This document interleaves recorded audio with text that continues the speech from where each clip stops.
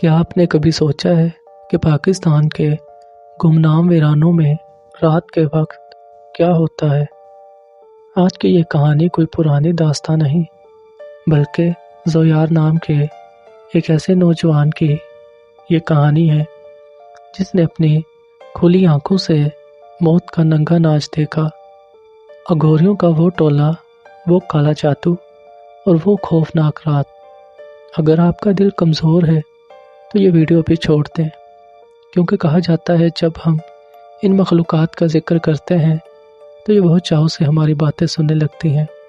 آپ کو ڈر نہ لگے، آیت الکرسی پڑھ لیں اور اپنے آس پاس کا سار باندھ لیں، کیونکہ جو آج آپ سننے والے ہیں وہ آپ کی راتوں کی نیند اڑانے کے لیے کافی ہے۔ السلام علیکم دوستو، میں ہوں آپ کا میزبان روبن اور آپ دیکھ رہے ہیں میرا channel Reuben dark horror story. وقت کو نہ ضائع کرتے ہوئے بڑھتے ہیں اپنی کہانی میں۔ آج کی یہ کہانی مجھے پاکستان کے ایک شہر سے زویار نامی نوجوان نے بھیجی ہے۔ یہ کوئی من گھڑت قصہ نہیں بلکہ ایک ایسی سچی بیتی ہے جو زویار اور اس کے دوستوں کے ساتھ اسی زمین پر پیش آئی۔ یہ داستان خاص طور پر ان لوگوں کے لیے بہت اہم سبق ہے جو ایڈونچر کے نام پر موت کے منہ میں جا گھستے ہیں۔ سفر اور وہ پرسرار ویرانہ، یہ بات پچھلے سال 2025 کی ہے جب میں اپنے دوستوں کے ساتھ گھومنے کی عرض سے نکلا۔ میرے پاس ایک ویگو 4x4 ڈالا ہے اور مقصد جب بھی اپنے سفر پر نکلتا ہوں اپنی فیملی کے ساتھ یا اپنے دوستوں کے ساتھ، میں ہمیشہ اپنی گاڑی کا استعمال کرتا ہوں۔ اور ہم سب دوست اپنی گاڑی میں بیٹھے اور اپنے شہر اور گاؤں سے کئی کلومیٹر دور تک سفر جاری کیا۔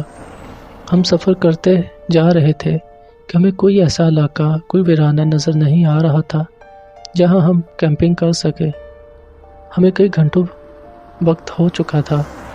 آخرکار ہم نے کئی کلومیٹر تک سفر کیا اور ایک ایسے علاقے میں جا پہنچے جہاں میلوں تک کوئی انسانی آبادی کا نام و نشان نہیں تھا۔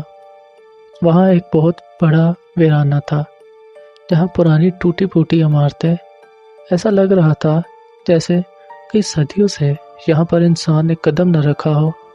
وہ بہت ہی ویران جگہ تھی اور سوکھے ہوئے درخت رونے سائے بنا رہے تھے۔ میں اور میرے دوستوں نے سوچا کہ یہاں رات گزارنے کا ایک اچھا تجربہ ہوگا، لیکن ہمیں کیا معلوم تھا اس ویرانے کی خاموشی کے پیچھے کتنا بڑا طوفان چھپا ہے۔ آخرکار میں نے اپنی گاڑی ایک سائڈ پر لگائی اور انجن بند کیا۔ جیسے ہی انجن کا شور بند ہوا میرے سب دوست ساکت ہو گئے، ایک جگہ پر ہی بیٹھے رہے۔ سب کے چہرے پر ایک عجیب سا خوف محسوس ہو رہا تھا، لیکن کوئی اسے ظاہر نہیں کر رہا تھا تاکہ کوئی دوسرا دوست مذاق نہ اڑا سکے۔ ہم سب کو گاڑی میں بیٹھے ہوئے ایک دوسرے کے دل کی دھڑکن کی آوازیں سنائی دے رہی تھی، لیکن کوئی بول نہیں رہا تھا۔ پہلے سفر کے دوران گاڑی میں چہل قدمی اور گاڑی کے انجن کے شور سے ہم جو مذاق کر رہے تھے، یہاں انجن کے بند ہوتے ہی سب خاموش ہو گئے، جیسے ساری خوشی کسی نے چھین لی ہو۔ میں نے سب سے کہا، چلو بھائیو، اب نیچے اترو اور ڈکی میں سے سامان نکالو۔ سب ایک ایک کر کے نیچے اترے اور ڈکی میں سے سامان نکال کر باہر رکھنا شروع کیا۔ کسی دوست نے کھانے پینے کا سامان، کسی نے کیمپ، ڈنڈے، ہتھوڑا اور بہت سی لکڑیاں اکٹھا کرنی شروع کر دی۔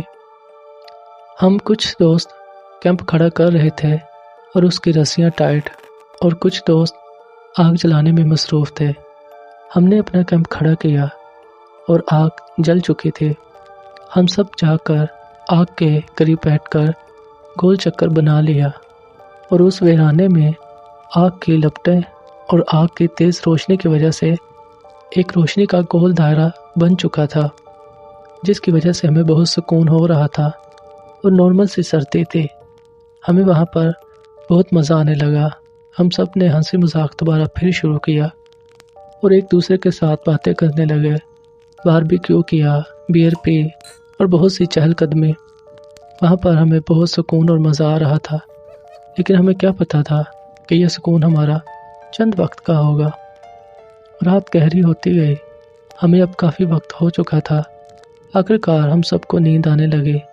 ایک ایک کر کے سب دوست کیمپ کے اندر جانے لگے۔ آگ کے لپٹے ختم ہو کر سرخ انگارے ہی رہ چکے تھے، اور میں بھی آخر میں کیمپ میں گیا اور جا کر لیٹ گیا اور گہری نیند میں چلا گیا۔ رات کے تقریباً 2:30-3 بجے کا وقت ہوگا کہ مجھے بہت زیادہ حاجت محسوس ہوئی۔ میں اپنے کیمپ کے زپ کھول کر کیمپ سے باہر نکلا اور جھاڑیوں میں بیٹھ کر اپنی حاجت مکمل کی۔ اس رات کے سنسان پہر جب ہر طرف اندھیرا راج کر رہا تھا، تب مجھے دور سے آگ جلنے کی روشنی نظر آئی۔ تجسب کے مارے میں نے اپنے دوستوں سے کچھ نہ کہا کیونکہ سب سو رہے تھے۔ میں اکیلا ہی اس روشنی کی طرف بڑھا، اور جیسے جیسے میں چل رہا تھا، کڑک زمین اور سوکھے ہوئے پتوں کی آواز سے میرے قدموں کی آواز ایک عجیب سا ڈر پیدا کر رہی تھی۔ آخرکار میں جیسے جیسے قریب پہنچا، مجھے بدبو کے جھونکے آنے لگے، ایک عجیب سی بدبو جو کہ بہت ہی عجیب تھی۔ وہاں جو منظر تھا اس نے میرے قدم جکڑ لیے، میری آنکھیں کھل گئیں، میرا دل میرے حلق سے باہر آنے کو تھا۔ میرے جسم میں ایک ٹھنڈی لہر دوڑی، کیونکہ وہاں اگوریوں کا ایک بہت بڑا ٹولہ بیٹھا ہوا تھا جن کے جسموں پر راکھ ملی ہوئی تھی، اور وہ انسانی کھوپڑیوں کے درمیان بیٹھ کر کوئی منتر پڑھ رہے تھے۔ وہ کالے جادو کا ایک ہولنگ عمل کر رہے تھے، اپنی کوئی تپسیا۔ ایک ویرانے میں بیٹھ کر میں ابھی سنبھل بھی نہ پایا کہ ایک اگوری نے زور سے چیخ ماری اور میری طرف دیکھا۔ اس کی آنکھیں خون کی طرح سرخ تھی اور دانت باہر نکلے ہوئے تھے، عجیب سے خوفناک سے ان کے چہرے تھے۔ میں نے بھاگنا چاہا، لیکن ایسا لگا جیسے زمین نے میرے پاؤں جکڑ لیے ہوں۔ ان اگوریوں میں سے ایک اگوری نے زور سے میرا نام پکارا، زویار۔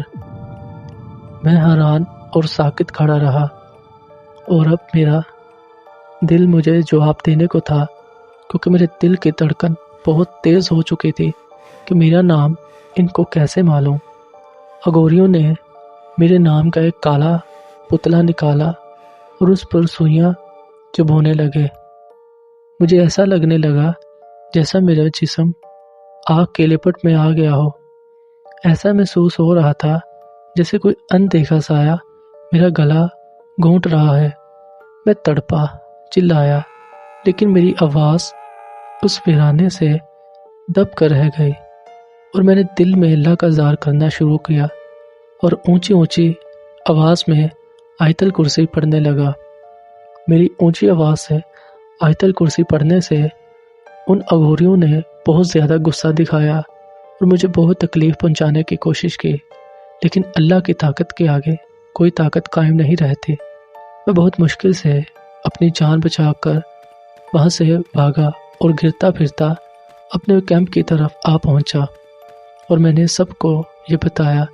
میرے سارے دوست مجھے دیکھ کر بہت پریشان اور حیران ہوئے اور مجھ سے سوالات کرنے لگے، بھائی تو اتنی دور کہاں گیا تھا؟ ہم تجھے یہاں ڈھونڈ رہے تھے، تجھے کتنا وقت ہو گیا؟ میں نے ان کو سب بتایا، بھائی یہاں سے نکلو۔ تبھی میرا ایک دوست بولا، بھائی یار جب ہم یہاں پہنچے مجھے تبھی ہی یہاں پر عجیب سی گھٹن اور دباؤ محسوس ہو رہا تھا، مجھے یہ جگہ ٹھیک نہیں لگ رہی تھی، چلو اب یہاں سے نکلتے ہیں۔ ہم سب گاڑی میں بیٹھے اور میں نے چابی اپنے کسی دوسرے دوست کو پکڑائی اور اس نے گاڑی چلائی، اور ہم سب گھر کی طرف روانہ ہوئے، اور وہ گمنام سایہ میرے پیچھے پیچھے گھر تک آ پہنچا۔ گھر پہنچ کر میری حالت بگڑنے لگی۔ میں کئی دنوں تک گھر سے باہر نہ نکلا، اور میں اکیلا کمرے میں بیٹھ کر خود سے باتیں کرتا رہتا اور کبھی کبھی دیواروں پر اپنا سر مارنے لگتا۔ اس وجہ سے میرے گھر والے سخت پریشان ہو گئے، اور میری انہی حرکتوں کی وجہ سے انہیں مجھے ہسپتال میں داخل کروانا پڑا، اور میرا بہت سا علاج ہوا، میری مرہم پٹی، میرے ٹیسٹ وغیرہ، لیکن کوئی بیماری تشخیص نہ ہو سکی۔ کسی بڑے بزرگ نے میرے گھر والوں سے کہا، آپ کے بیٹے کا علاج میڈیکل نہیں ہے، شاید اس پر کوئی برا سایہ ہے، اسے کسی بڑے عالم کے پاس لے جاؤ، وہی اس کا علاج کر سکتے ہیں۔ اس شخص نے میرے گھر والوں کو ایک بڑے عالم دین کا پتہ دیا۔ میرے گھر والوں نے اس معاملے کو سیریس لیتے ہوئے مجھے اس عالم دین کے پاس لے جانے کا فیصلہ کیا۔ میرے گھر والوں نے مجھے گاڑی میں بٹھایا اور ہم نے وہاں کا سفر کیا، اور جب میں وہاں پہنچا اور اس عالم صاحب نے جیسے ہی مجھ پر نظر ڈالی، وہ سمجھ گئے کہ اس پر اگوریوں کے شیطانی عمل کا سایہ ہے۔ عالم صاحب نے کئی دن تک مسلسل قرآن پاک کی آیت سے میرا علاج کیا۔ دم کے دوران مجھے گشی کے دورے پڑتے اور میں عجیب و غریب آوازیں نکالتا، لیکن اللہ کے کلام کے سامنے وہ کالا جادو ٹھہر نہ سکا۔ آخر کار کئی مہینوں تک میرا علاج چلتا رہا اور میں اس عذاب سے آزاد ہو گیا۔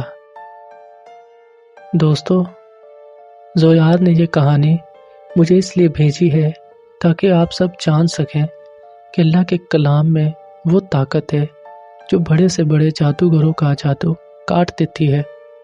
پاکستان کے اس ویران میں جو کچھ زویار کے ساتھ ہوا وہ آج بھی نہیں بھلا پایا۔ یاد رکھیں، کبھی بھی ایسے ویرانوں کا رخ نہ کریں جہاں شیطانی کوفتوں کا ڈیرا ہو، کیونکہ آپ جب بھی کہیں جائیں تو ہمیشہ اس جگہ کی معلومات حاصل کریں تاکہ آپ کو پتہ ہو کہ وہ جگہ آپ کے لیے ٹھیک ہے یا نہیں۔ اور آج کے بعد زویار کبھی ایڈونچر کا نام نہیں لے گا۔ دوستو، یہ تھی میری آج کی کہانی۔ اگر آپ کو یہ کہانی اچھی لگے تو ویڈیو کو لائک اور چینل کو سبسکرائب کرنا نہ بھولیں، اور اپنی رائے کمنٹ میں ضرور دیں۔ اگر آپ کے پاس بھی خدا نخواستہ ایسا کوئی واقعہ ہو تو ڈسکرپشن میں میرا ایک واٹس ایپ نمبر اور ایک ای میل ہے، آپ جیسے چاہیں مجھے اپنی کہانی بھیج سکتے ہیں اور آپ کی کہانی کو میں نیرونیٹ کر دوں گا۔ آپ اپنا خیال رکھیں، مجھے اور میری فیملی کو اپنے دعاؤں میں یاد رکھیں۔ ملتے ہیں اگلی کسی خوفناک کہانی میں، اور یاد رکھیں، ہر گہری رات کے پیچھے ایک کالا سچ ہوتا ہے۔ ابھی کے لیے خدا حافظ۔